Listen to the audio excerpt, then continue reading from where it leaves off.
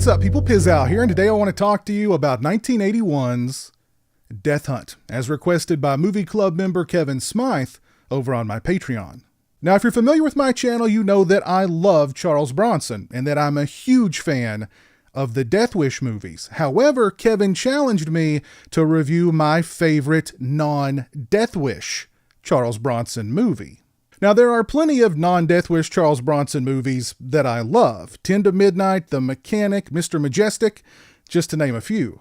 But I decided to go with Death Hunt for several reasons, one of them being the cast. See, Death Hunt not only stars Charles Bronson, but it also stars Lee Marvin. Lee Marvin. Pitting two of the big screen's biggest badasses against one another was a great decision, but both actors are given more to do than just be tough guys. I mean, yeah, they're tough guys, but they're tough guys with some depth. Another reason why I really dig this movie. Also along for the ride are Andrew Stevens and Carl Weathers, and a supporting cast littered with familiar faces.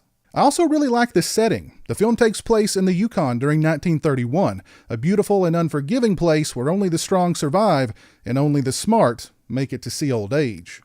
Bronson stars as a solitary trapper who happens upon some locals dogfighting. Bronson interrupts things, saving the losing dog before it's killed, and embarrasses the dog's owner when he makes the mistake of getting in Bronson's face. The men then make a critical error in deciding to get some retaliation against Bronson, leaving one of them dead. Enter Lee Marvin, who leads a team of Mounties to Bronson's remote cabin, where all hell breaks loose.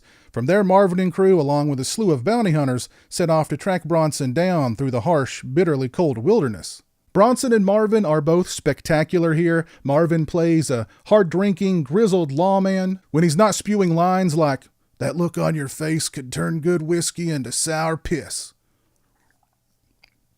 With that truly amazing voice of his eyes reflect a tired man who's witnessed things that he would very much like to forget. Bronson is a solitary man who wants nothing more than to be left alone in his tiny cabin miles from anyone.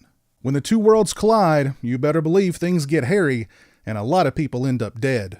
There's an awesome sequence in which Marvin and crew have Bronson's cabin surrounded.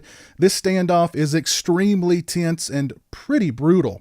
Oh, and did I mention that Bronson is no slouch with a rifle, a shotgun, or a pistol? Marvin finds himself in a quandary, knowing that Bronson is an innocent man, but they're far beyond the point of talking things over. And the only way this thing is going to end is with one of them on the slab. This creates a quandary with the viewer as well. You like both Marvin and Bronson. Bronson has been unjustly put into a situation where he's simply trying to survive. There's a great scene shortly before all hell breaks loose at Bronson's cabin in which he's singing "My Darling Clementine" to himself. And his voice just seems haunted, full of loss and regret. Marvin is a man just doing his job. In this case, a very disheartening and regrettable one. He respects Bronson, but at the same time, he knows the longer this goes on, the more people are going to die. This conundrum creates a lot of tension, particularly toward the end of the film as Marvin closes in on Bronson. Death Hunt also appears to have been a very physically demanding film. Watching Marvin and Bronson hike their way through the snowy countryside, up icy mountains, and through pine tree-laden wilderness just looks exhausting, and the treacherous landscape creates plenty of harrowing moments. Death Hunt is a great-looking movie. The cinematography is fantastic, the music is good, the pacing is quick, and the performances all around are fantastic. Andrew Stevens plays a rookie Mountie who gets a crash course in how things work in the Yukon, and Carl Weathers is great as Marvin's closest friend, George Washington Lincoln Brown. My only qualm with the film has to do with the editing. One pivotal character's demise is completely removed from the film, which is really unsatisfying because he's the character that sets this whole thing in motion. His death, I guess he died, happens off screen.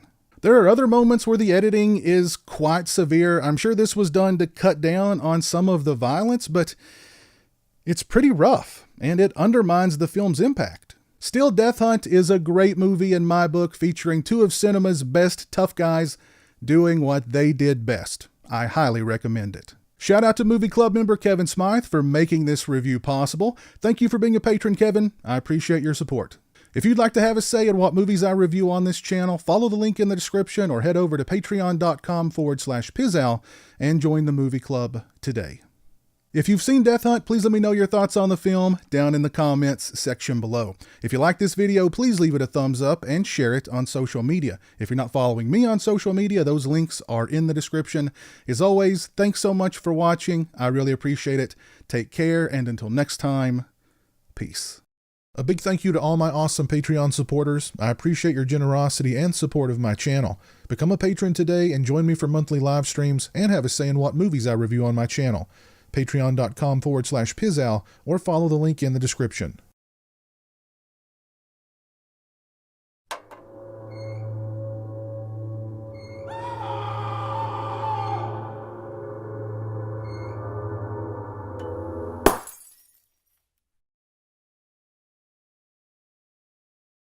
Say hello to the internet, Jeremy.